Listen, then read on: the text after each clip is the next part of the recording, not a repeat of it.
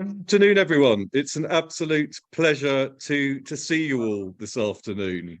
My name is Chris Kessling. I'm Vice Dean of the Inns of Court College of Advocacy, or ICA, as most people call it, because it's so much easier to do so. I'm delighted to interview.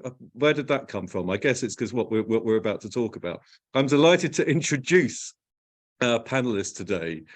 First of all, Caroline Greenfield from Atkin Chambers, who has been kind enough to give up her valuable time to be with us, and Anu Lal, who is an ex-ICCA student, an alumna, I think is the correct word, who is in fact has pupillage and is due to start that pupillage in a family set of chambers. And we have Caroline from Atkin Chambers, which is very much the commercial side of things, to Anu in the family side of things. I will be having a few things to say as well. I come from the criminal side of things. I was a full-time practicing barrister for 21 years and doing crime. And I have sat on many pupillage application panels, and similarly looked at an awful lot of applications. So we're hoping to assist all of you today with some hints and tips as how to successfully secure that pupillage. We recognise, of course, that is extraordinarily important for all of you.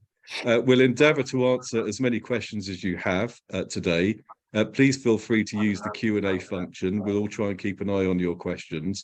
What we're going to be looking at, first of all, is choosing Chambers, the online application. We're going to talk about interviews and, of course, some general matters as well. But I'm going to pass over, first of all, to Caroline, so that Caroline can introduce herself and tell you something about her practice. Caroline. Thank you, Chris, and nice to meet all of you virtually. So I've been at Atkin Chambers for 3 years now as a tenant. I think that means I'm still a baby barrister. And just to give you an indication of what a commercial practice is like, I would say, as with most commercial barristers, I'm mainly a written advocate. By that, I mean most days I'm in chambers with papers open, Westlaw up, reading, thinking, writing. And what I'm writing for really varies, whether it's an advice, a pleading, a skeleton, and whether it's to go to advise a client in conference or talk to a leader or to go to a mediation, sometimes to go to court. I'm certainly not in court every day. My clerks are pretty receptive if I say, actually, I fancy a bit of court time, but I'd say on average, I'm in court twice a month. The exception to that is that in construction and commercial cases, when you do go to court in big trials, you might go to court for a very long time. So I was in a hearing for 2 months at the start of the year every day. When you're junior, as I am, you're not leading that hearing. And a lot of the time, actually, you're doing a supporting role. But I've always been very grateful to my leaders in chambers who've recognised that advocacy at the commercial bar is difficult to come by at that sort of level of claim, and they really push to let the juniors take some of the witness to cross-examine. So when I have had the experience happily of going to a big arbitration and cross-examining some of the experts, which was great fun. Sort of 2 other things to flag about the type of work I do is that I'm about 50% domestic to international. That normally reflects a court to arbitration split. And that means plenty of opportunity to travel and to look around various projects around the world.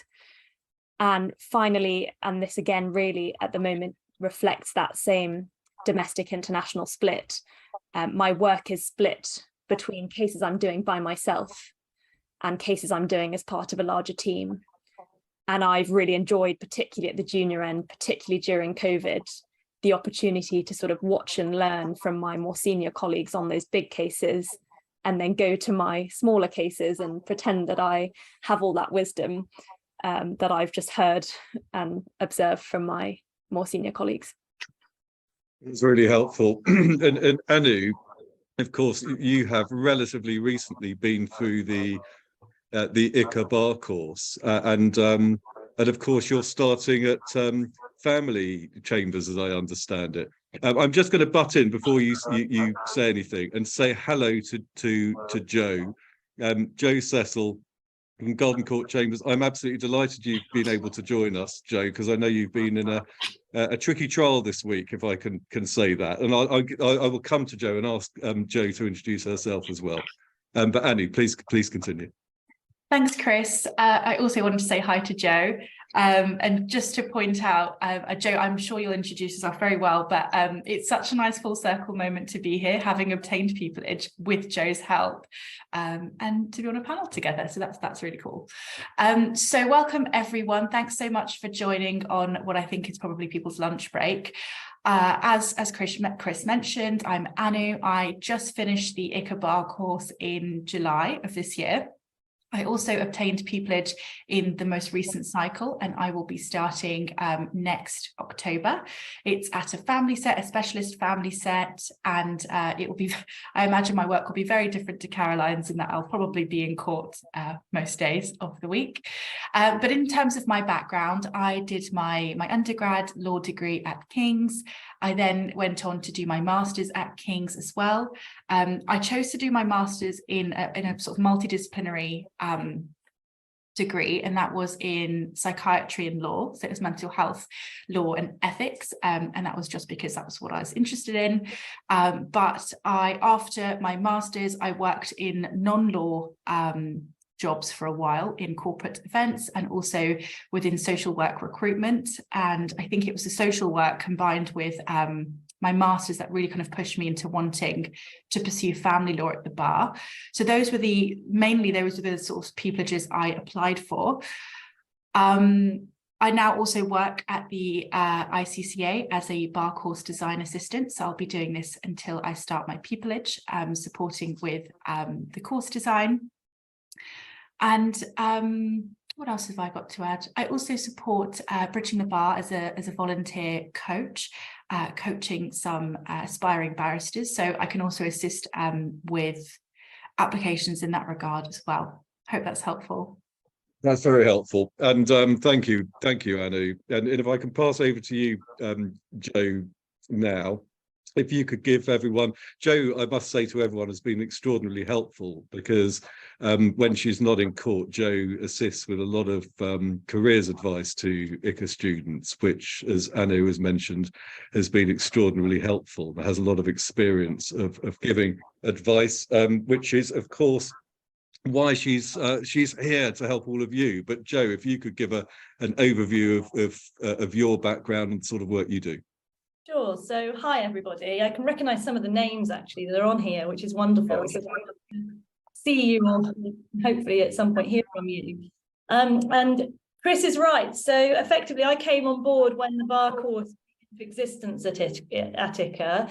It happened to coincide not only with COVID, but me going on maternity leave and having a baby in lockdown. So, as part of my spare time, I said I'd sort out careers. But actually, it's been the most rewarding of experiences, and you get to meet, as you know, as you've heard from, like Anu, who makes your job actually a bit of a breeze. Frankly, it's not a difficult one to help in that regard at all. So a little bit about me. Well, as you can see, very glamorous. Look at my surroundings. This could all be yours. Now, I'm in a Crown Court at the moment on a double attempt murder trial, so it's all fun and games. And one of the co-defendants has been taken off to hospital with chest pain, so that's why I'm here. And I'm afraid we will keep being interrupted by the tannoys because those will keep going off. But in short, Chris has already more or less introduced me. I'm a barrister at Garden Court Chambers. My practice is a mixed one. I've got a slightly unusual profile in that I do crime, public law and inquiries. So it's slightly more diverse perhaps than most in that sense. But helpfully, that gives me a bit of a useful segue into looking at the different types of applications. So that's what I do in terms of my professional practice. I also sit on things such as the Bar Human Rights Committee, Criminal Bar Association, was involved in the most recent negotiations in relation to the strike action with the Lord Chancellor, and I'm currently junior counsel on the COVID inquiry. So that's effectively my background. And as I say, I've had a couple of years now of full-time, effectively, assistance on pupillage applications and forms, interviewing and the like. And it has been an incredibly rewarding experience, and I expect nothing less actually from you guys also. So I'm looking forward to it. That's fabulous. Thank you, Joe. I want to start off. Really, the headline here is choosing chambers. I hesitate to talk about when I was choosing chambers, but it won't surprise any of you, I'm sure, in the early 1990s, very early 1990s. And in those days, there was really very little information available. And first of all, the internet didn't really exist, and everything you had was in print, and there wasn't really an awful lot. And I was speaking to someone recently, and they were saying, well, the difficulty these days, of course, is that there's so much information. Everything's online. It is really easy to feel overwhelmed by the sheer volume of information that's out there.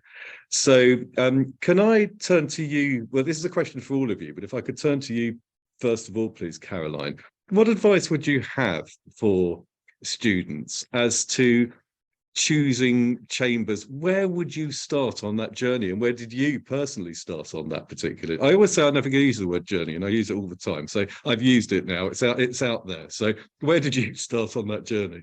Well, I had no idea where I wanted to practice when I left. So I did a law undergraduate and then a master's, and on my master's I'd done criminal justice, security and human rights, international and European employment law. My exam was 2 days after Brexit. So my dreams of going to the ECJ as an advocate kind of dashed forever. But then I also did then I also did conflict and commercial remedies.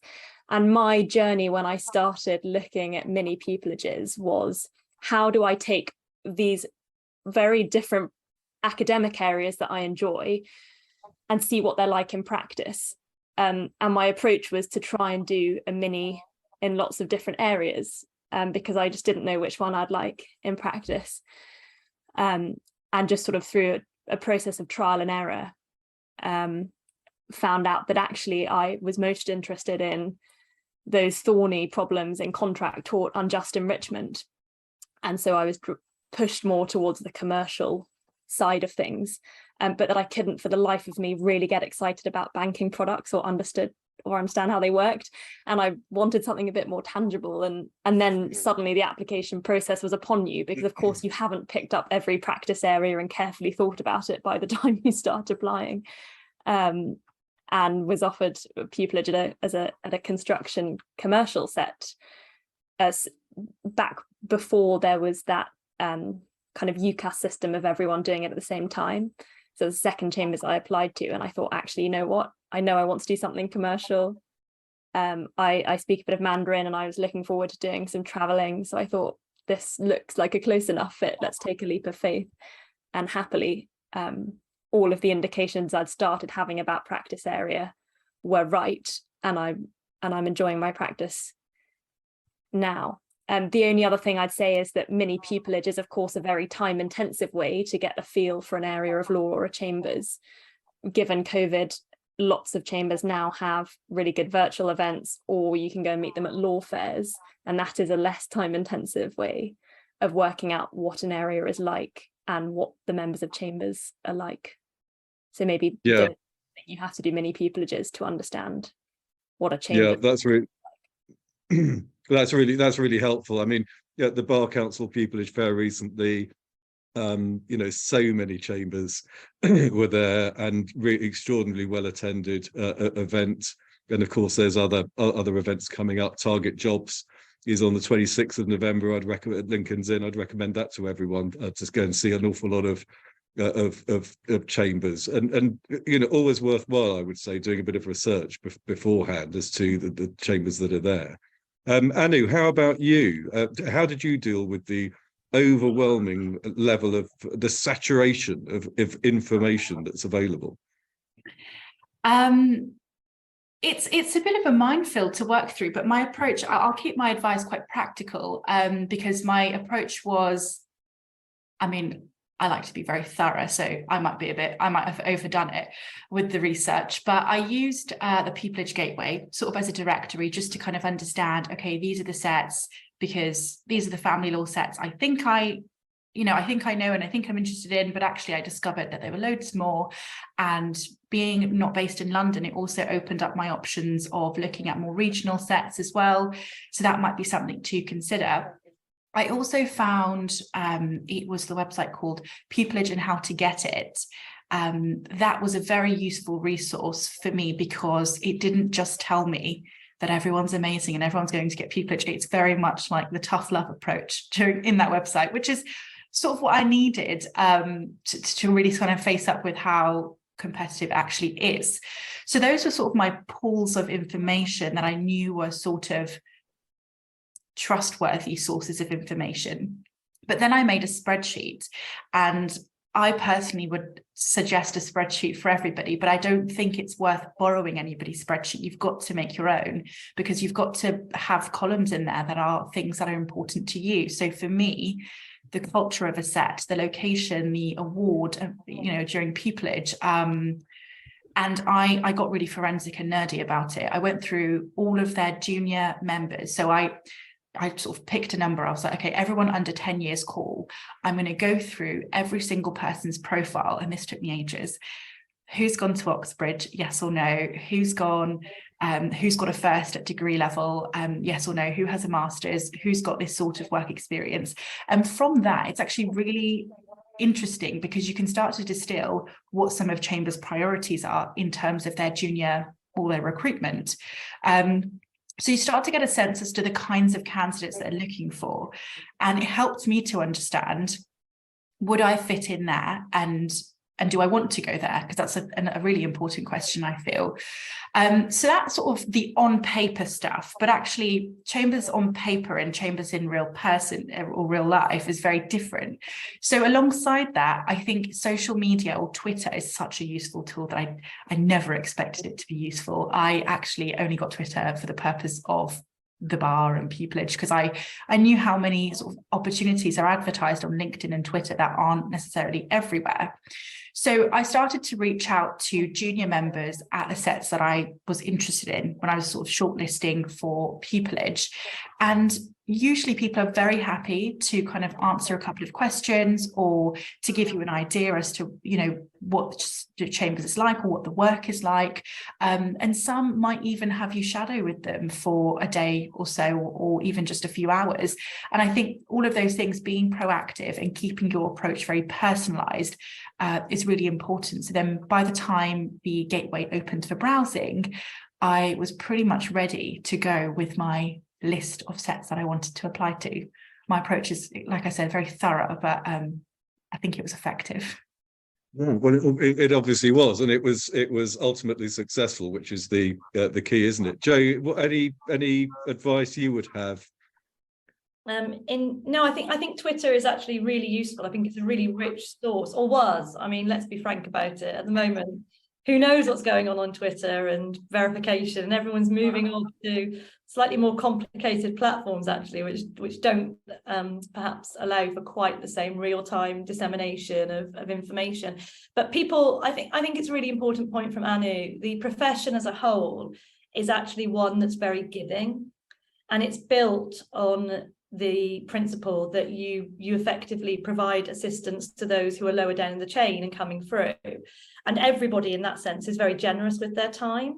And so you can reach out to people and people will assist you where they're able to. And Chambers put a huge amount of resource and time actually into really trying to get the information out there and to attract ultimately the best candidates and people that we will consider to be part of our Chambers family, because Chambers are small organizations. They do all have very different cultural bases, and I think that's really important. I think it's very different.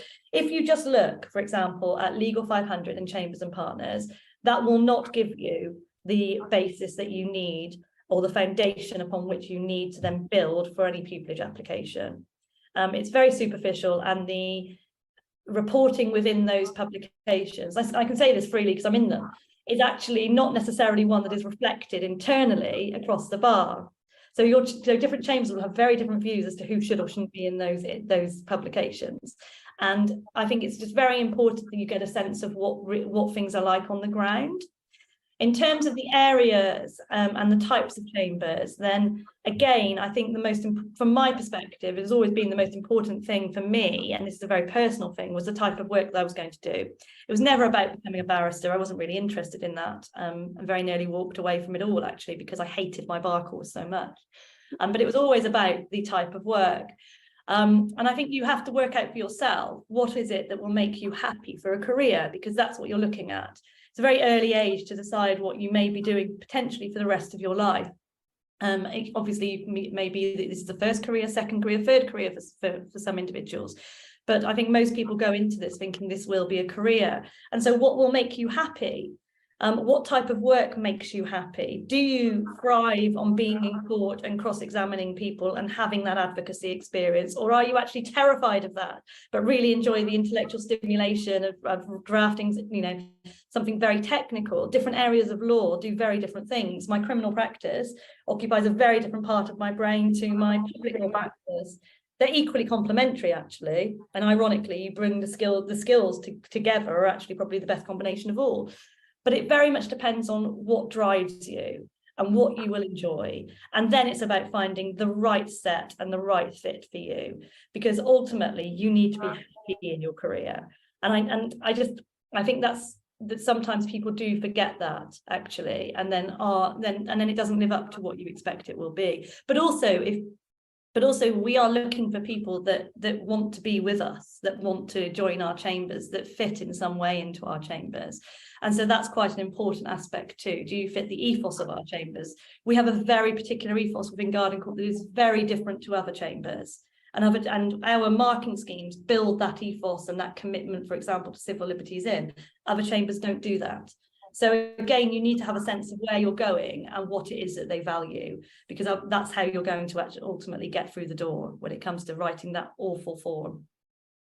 Well, let's talk about that awful form, or the online application, because as Annie mentioned this earlier, the Pupillage Gateway, as many of you will know, that every single pupillage that's out there must be advertised on the Pupillage Gateway. It's a Bar Council website, and it is always updated late in the day. But the timeline goes along these lines, that at the end of November it opens for what they call browsing, i.e. you can look at the pupillages that are available, and then in early January, that's when you can start making your applications, and you've got a month until early February. I think I'm right in saying that, Joe, aren't I? That's pretty much the timeline of how the gateway works. So it was very different. You'll be very jealous about this, but when I applied for pupillage, I had a particular set of chambers that I really wanted to go to, and that was my 8th interview. I went along to that interview. I was interviewed, bizarrely enough, by 12 people. It was a sort of, quick fire, hour-long thing, but I quite liked that. They phoned me up the same day and gave me pupillage. That's how it used to work. But it doesn't quite work like that now. There is a standard timeline of things. I'm sorry, I just had to say that. I didn't mean to be boastful about that. It was just, I guess it's a sign of the times. But anyway, you'll be making your online application. First of all, Caroline, what questions should applicants expect to see on that? We know, for example, that why do you want to become a barrister? Why these chambers are two very, very common questions, and any advice you have for answering those would be great. What else should people really expect to see on that application form? So just because I think Anu's seen it a bit more recently, I'm not going to go too long into the list of questions, because when I applied, it was still more in the kind of cover letter and CV realm. I think the long questions have become more of a feature, especially at commercial sets, now that everyone is going through the gateway.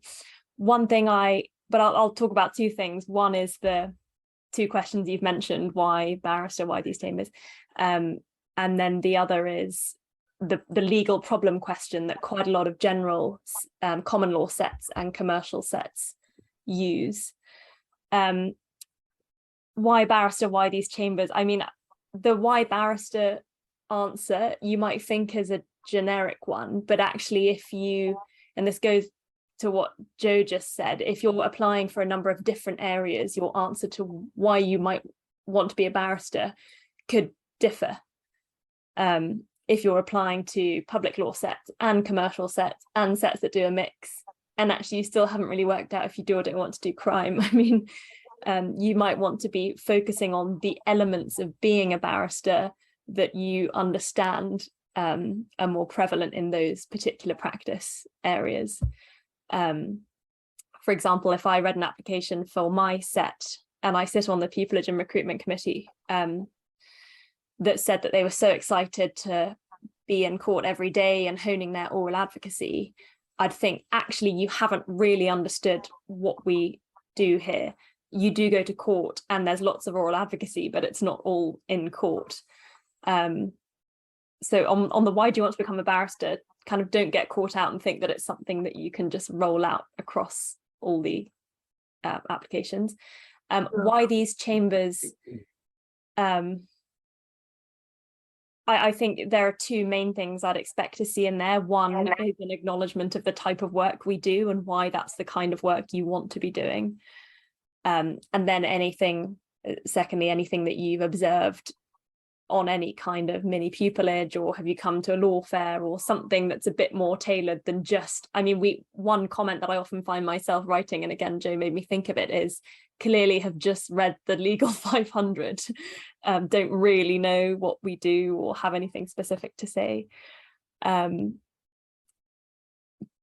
but in both those... gone are the days of the generic application, if they ever existed. Yeah. I mean, it's got to be... Yeah. It's got to be focused, hasn't it? Yeah, well, it's the first time that chambers see you as a written advocate. So can you identify the relevant criteria, marshal your evidence to support your claim that you have all of those things, and can you write it in a way that's pleasant to read? That sounds so simple to say, but I see it done well pretty infrequently. And when I do see it done well, that I always give a lot of weight to. Yeah. So just briefly, the legal problem question, you often are given a set of facts and you're kind of asked to advise. You probably will have very limited word count. And all I would say is that at your stage, when I was at your stage, I was tempted to answer this like a legal university problem question, and you want to have a chat about general principles of law. I think what these problems are designed to do is to test whether you've started making that transition from a law student to a law practitioner. So can you, as cleanly and quickly as possible, identify the action points, by which I mean who has a cause of action against who, what amount of money do you think that might be for, and what are the obvious strengths and weaknesses in the claim. If after all of that you have a bit of time left to say, strategically, overall, I would be thinking about, a mediation or a this, by all means, throw that in, because it shows you've kind of gone to the next step and you're thinking about it at a broader level. But I certainly didn't know what to do when I was originally presented with those legal problem questions on the form. That's really good advice. Anu, I mean, relatively recently, you've been through precisely the process that we're talking about, and I'm guessing, I'm not saying this in the intention of undermining you whatsoever. I'm guessing that you didn't get every single pupillage you applied for. Sometimes it worked, sometimes it didn't. It certainly that was the case for me, and I think for most of us. But you got there in the end. What worked for you? What sort of questions were you dealing with, and how did you approach them? I think the benefit of having applied to quite a few sets in the last cycle was that I did get to try out different question types. So you get your sort of legal problem questions, which Caroline has mentioned. You also get your do you know what a barrister actually does questions, and they are sort of to do with exactly the work of a barrister, particularly at that set. So as Caroline has helpfully mentioned, it's no good saying you want to be an oral advocate in that sort of work. But also there are lots of competency-based questions, which I think are a new sort of rollout in pupillage applications as of recent. And they are really asking you to demonstrate an example for when you've I don't know, how to persuade somebody, or had faced an obstacle and how you've overcome it, and whether you've made a mistake and how you dealt with that mistake.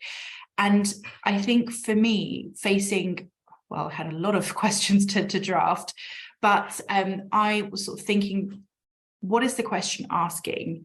And then there's a sort of between the lines, okay, but what do they actually want to know from this? And what, if you're asking me, give me a time where you've persuaded someone and what you did, they don't need to know the story. They don't need you to set the scene and give them the sights and the sounds and the smells. What they want to know is how you what practical steps you took to understand what the problem was, to map out your course of action in dealing with it, and what were the consequences, and whether there was anything you might want to do differently in future.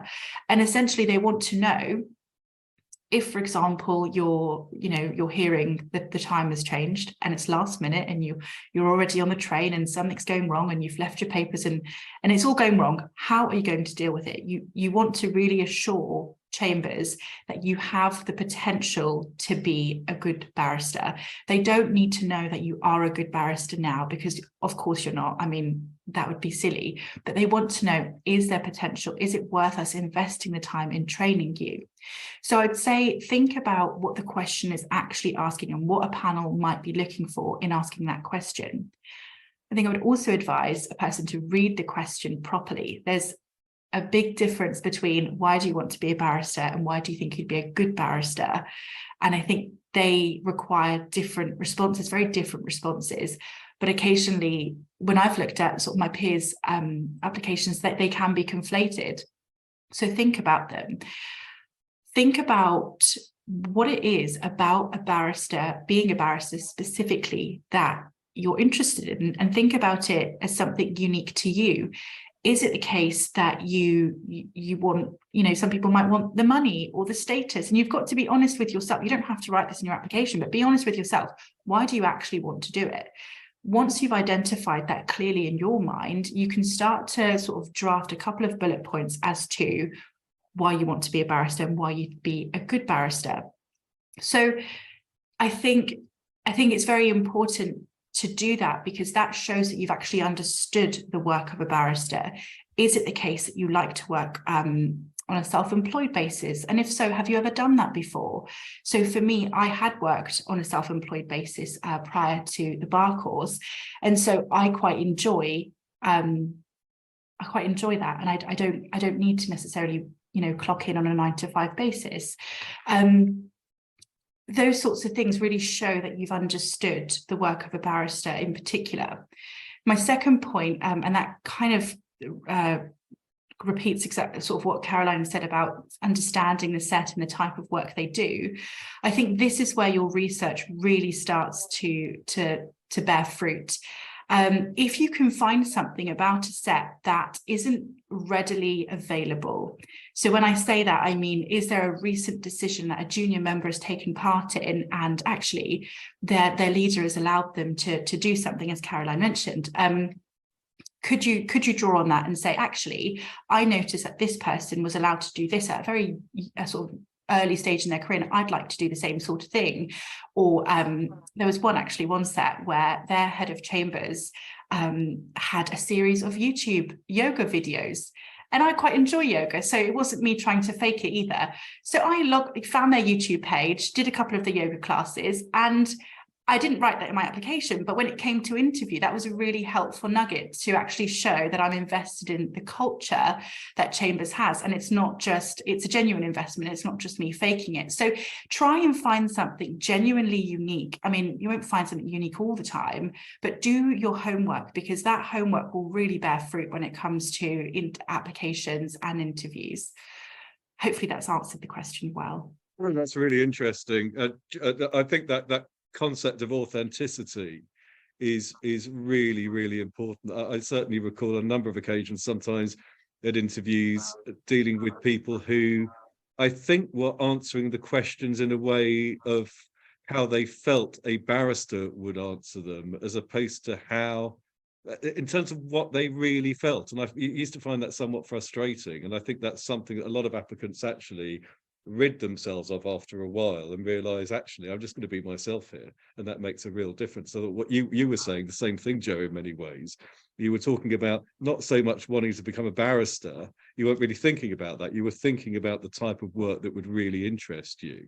Is that the advice that you give here, as really to something that needs to drive you on, and as to what needs to come through your application? Totally, because the reality is that there is no such thing as a typical barrister, actually. And if you start doing the typical barrister routine of being relatively pompous and all the rest of it, then it's not you. And it also, and your answers will not flow, because you'll be trying to present in a way that you think a barrister should present. And trust me, there are many, many different species of us. It's a very broad church. In my trial alone, we have the full range. You know, we have Eton educated all the way through to somebody else that's actually from a single parent family, father was in prison, etc., firearms in the background, you know, with very, very impoverished background. So you do see the full range. It's probably fair to say that there is more diversity in publicly funded work than there is in commercial sets, but commercial sets are trying really hard actually to try and change that too, with a lot of outreach work. But actually people just want to see you, and you're never going to answer a question well if you're not being you, actually, because your mind is always trying to compensate for the fact that you're trying not to be you. And so that's where your energy is going, instead of actually into what the content is. So I think that's completely right. I mean, I think that's also a point to bear in mind when it comes to all of these questions. And it's been pointed out by both Anu and Caroline that there is no such thing as a generic question on these application forms. So if you say, you know, what makes a good barrister? We're not looking for an essay about how a barrister is an amazing orator, you know, and captivates their audience or whatever else it is, and is incisive and can pick this up and can deal with that. It's all very well and good, and we'd all like to think that we're amazing, obviously. But actually, what we're really asking is what makes you a good barrister. Every question is about you. It might not be phrased in that way immediately, but actually that's what we're asking. And if you can read back a question that could be drafted by anybody, you've gone wrong in terms of your answer. And so you need to take a step back. Every single question needs to be, again, rooted back to you. Give an example that relates to you.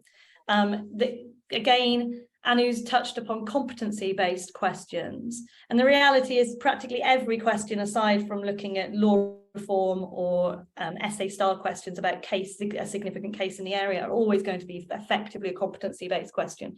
So for every assertion that you put forward, you need to back it up with something, with some form of evidence. It might be mooting. That's a classic example, or it could be, you know, customer service when you're in a bar and you're dealing with somebody that's difficult at, you know, 3 a.m. in the morning, and they're drunk and they're being obnoxious, and you're the one that's having to deal with that. It's a good communication example, but you need to give these examples, and you'll become very familiar with the various techniques. And I find it very artificial, but ultimately it's the only way of getting across your answer in the very limited word count that you have. So you'll become familiar with, for example, the STAR technique. So what is the situation? What was the task? What was the action? What was the result? Situation, 1 line. Task, 1 line. What we're looking at is the action. That's the important bit. What did you do about it? Again, result should be carried off in 1 line. So that's effectively the meat of the answer. It's you're evidencing it. And you will get a number of competency-based questions and skills-based. So, for example, one that comes up quite a lot is, give us an example of changing someone's mind. It can be from any area of your life. That's a classic one. Other examples, they've been touched upon already in relation to, you know, what makes a great barrister, or those types of things. Other types of questions are the mini essay questions, or the tell us about an important case in our area of law in the last year. And you select one, you explain why you think it's the most significant case for the last year. Those types of pieces of writing. Some are lengthier than others. Sometimes you have to do that in 50 words. Other times you've got 500. So different chambers have very different approaches actually to it. Law reform, another classic one that's often asked. What piece of law would you change? The worst question, I think, but it comes up quite a lot on the form, is tell us about your greatest challenge. I think it's an appalling question, because actually some people will have had truly, truly horrific experiences in life that they've had to get over, whether they're sexual assaults, mental health challenges, all of those types of things. Other people's, version of a challenge will nonetheless be very challenging to them, but maybe getting into university or something like that. Or when I say something like that as though it's not a challenge, it obviously can be for some individuals a very significant challenge. But it's a very subjective question. I don't think, from my perspective, it's an appropriate question, actually. For a number of reasons, I don't think I think people ask it without thinking it through, but it is a question that is asked. And so it is a question that you may want to give some level of thought to if it comes up, and speak to and bounce your ideas off of people. People are more than welcome to talk those types of things through with you, because some ultimately are incredibly, incredibly personal. And that's quite difficult. And that's why I say that from my perspective, it's a very poor question. But you probably get a sense, I hope, of the very wide range of questions that different chambers ask.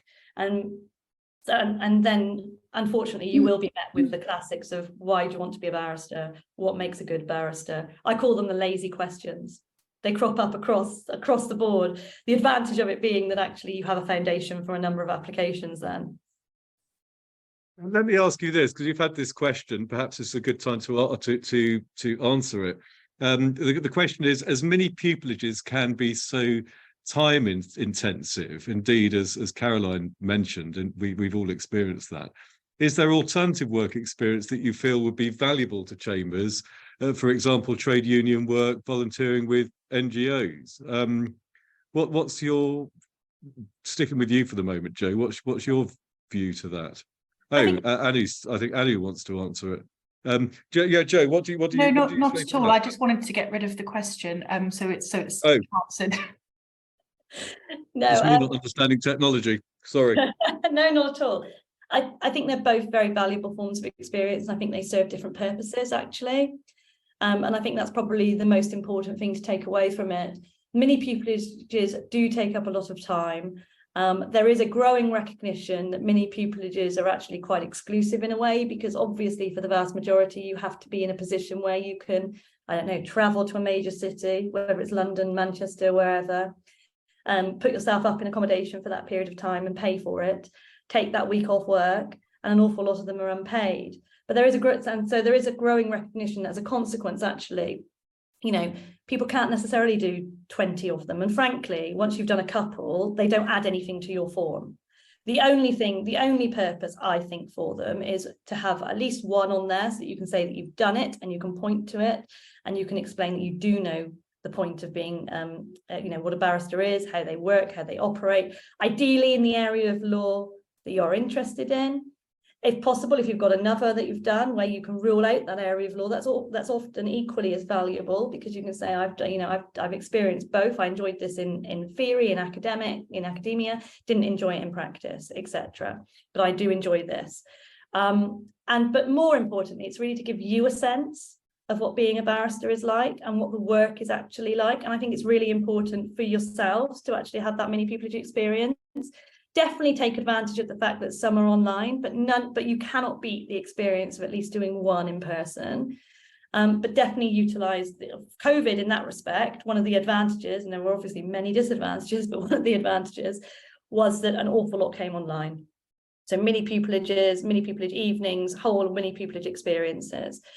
So utilize those. In terms of the other form of work experience, we view that within our chambers, and I know a number of chambers view it in a very different way, which is that it provides evidence of different skill sets that you're actually seeking to impress upon us from your application. We are very interested in long-term work at law centres, those types of things, because they demonstrate a commitment to our ethos, but they also demonstrate that you are somebody that's interested in the law, that you're interested in certain areas of law and that sort of thing, and actually are more valuable than, for example, a one-week internship here, a one-week internship there, a lovely trip to Florida for a month, those types of things, which again can be quite limited in terms of those individuals that can access them because of finances and what your personal circumstances allow.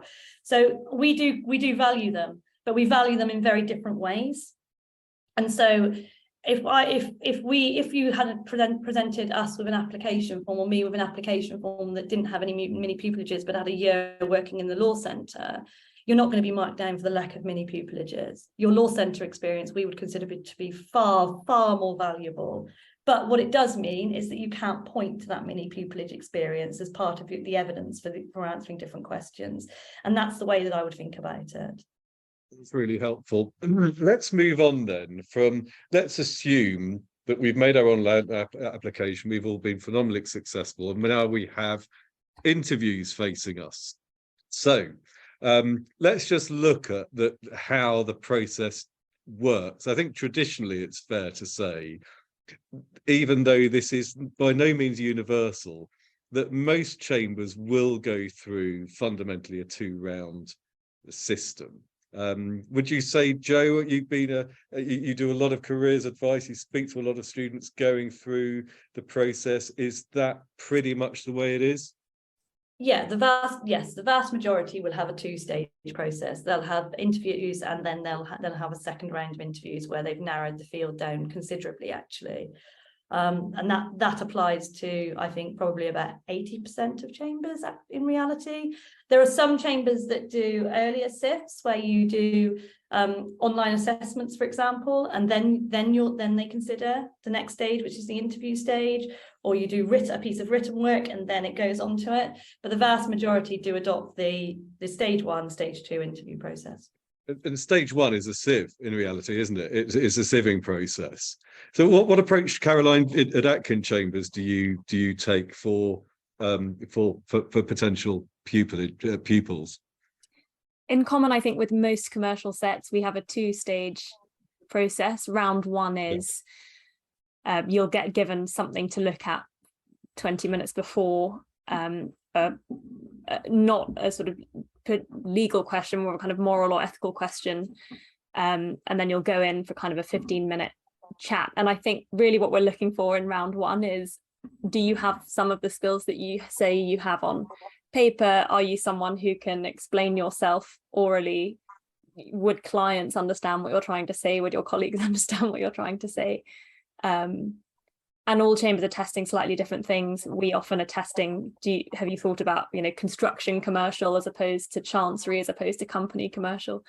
But then that second round interview, and again, this was common with second round interviews in other commercial sets I saw, is a more formal legal advocacy. So you might have to write a skeleton beforehand, and then you will be going in to do kind of a legal piece of advocacy with maybe more members of chambers than were present at your first interview. We've had a question, actually. You mentioned professional ethics. The first part of a question we've just had is, what advice would you have for dealing with a professional ethics question? I always thought that it fundamentally leads to the concept of, as long as you're not misleading the court, you're probably okay, as your general guiding principle. But what are you looking for there?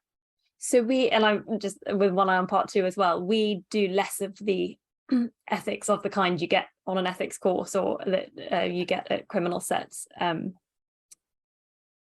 I think if you've done the bar course, you're at a huge advantage, because you've had to go through the prism of thinking, right, well, what's my duty to my client and to my court, and then to my regulator? And that might be quite a useful framework to go through.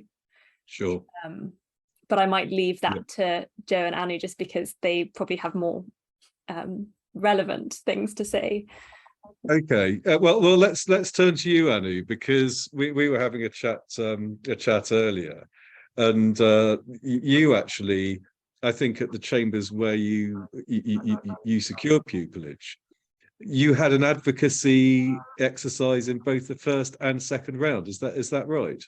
That's right. I was grilled on my advocacy. So in my first round, they sent me, it was a virtual interview, and they sent me papers 30 minutes before the interview started.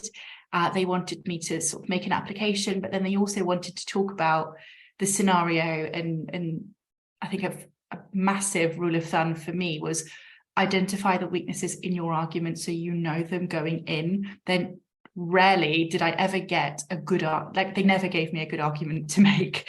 It was always make this really weak, horrible argument and let's see how you do it best.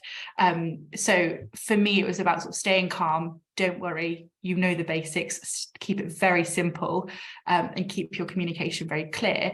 And once you understand the weaknesses, you can then understand, okay, if you were to make this application again in a different way, how might you do it differently? What are the weaknesses of your case? And those are the sorts of questions that they tended to ask me afterwards, at stage 1.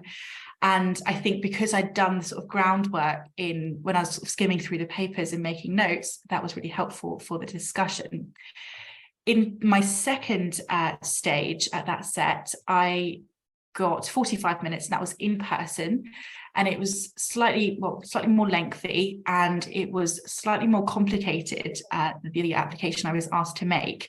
And then we had a more full discussion afterwards on the case. And the same thing applied, because I had sort of worked out for myself, okay, if I sat down with this client, what questions would I want to ask them? What information do I need to gather further to make this a stronger application? What are the strengths and weaknesses? So think about what is predictable. What's the predictable question arising from this advocacy, and how might I deal with it? Yeah, that's really helpful. Jo, you've been specifically asked a question actually about advocacy in pupillage applications, and really the approach you should take. But also, if there's anything you'd like to add about professional ethics, that would be helpful as well. I mean, for example, at Garden Court, do you do an ethics question? We do, and ethics questions are often interwoven into legal problems, or case examples, and I think the thing to do when you're given a set of papers is, as you're reading through, in theory there will be red flags. Those red flags are really what we're looking for people to pick up on, and so I know I've been asked specifically about crime. Criminal ones would be, for example, again, is going back to, as Caroline said, really your basic duty. What is your duty to your client, and what is your duty to the court? They actually differ depending on which jurisdiction you're in, civil or crime. There's obviously your overarching duty not to mislead the court, but you have very different duties when it comes to putting forward, for example, material or assertions that are derogatory about an individual in a criminal case as opposed to a civil case, actually. But again, it always comes back to what is your duty to your client, but also what is your overriding duty to the court, and that's always to not mislead. And so a criminal classic example would probably be something like the court's recorded that your client has no previous convictions, but within your instructions, you know that he has a conviction for doing exactly the same thing. What you're not going to do in your plea mitigation, say it's plea mitigation or bail application, is suggest for a moment that he's never been involved in anything of this type before. You will fail immediately because you are misleading the court. You don't have to tell them necessarily about it. Unless you're directly asked, in which case you will have to make a judgment call as to whether or not A, you do tell them, or B, you simply say you can't assist on that point. But what you cannot do is positively mislead the court. And so again, I think as long as you bear those two guiding principles in mind, you know, what is your duty to your client and what is your duty to the court, you can't really go far wrong on an ethics question. In terms of actual ethics questions, some of them are not so black and white, actually. There's often not necessarily a right or wrong answer. It's trying to get to the best answer that you can. Nobody expects you to necessarily know all of the answers at the stage that you're at. Ethical issues arise all the time in practice, and we don't always know what the answer is. That's why we have a hotline. So just bear that in mind. In relation to the second aspect of the question, advocacy exercises at interview at criminal sets. The majority of criminal sets will utilise two forms. It will either typically be, because of the stage that you are at, a bail application or a plea in mitigation, because they are the most basic forms of advocacy, actually, that apply in crime. It could be a submissions-based question and piece of advocacy, for example, bad character or hearsay.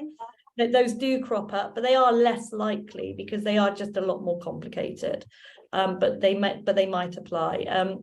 If you are preparing, then definitely make sure that you nail the general format of bail and sentencing.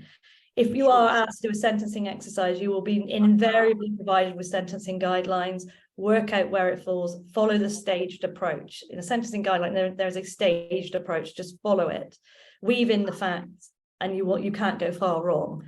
Equally, you don't want to be overly formulaic. So it's always very difficult to give this advice because you don't want to be overly formulaic, but at the same time, you don't want to miss anything, and it's probably the safest approach.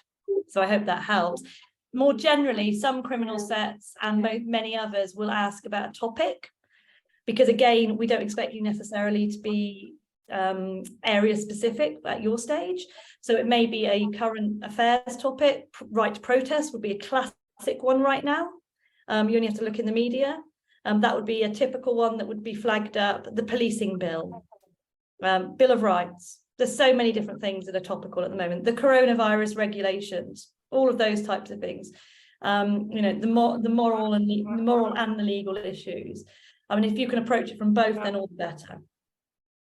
Someone's asked, what are those basic steps in the staged approach? I can tell you that the steps that Joe's referring to are in the sentencing guidelines for particular offences. So you can look on the Sentencing Council website, you can look at individual sentencing guidelines, and you'll see the staged approach, usually 10 steps, and take you through all the way, and that provides your fundamental structure.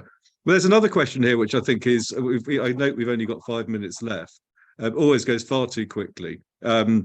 But we've been asked here about advice for people applying in their third year as opposed to actually during their bar course. And I know you're a great fan of this, Joe. I think you say, why wouldn't you? That's what you said to me. What advice would you have for people who are applying at that early stage? Do you think in any ways they're at a disadvantage applying early? It depends which sets you apply to be bluntly honest about it. Some sets are more likely to offer pupillages to individuals that are still in university than others, because some sets will place more weight on experiences, and actually by your third year of university, it will depend what experience you've managed to gain actually in terms of your extracurricular activities and what you can draw upon. So it does very much depend. I think on those aspects, but as you say, Chris, I am a proponent of it. Ultimately, you only have so many rounds. You need to do your research. There are a couple of chambers that don't want you to reapply if you're not accepted unless there's been a material change, but actually those chambers are few and far between.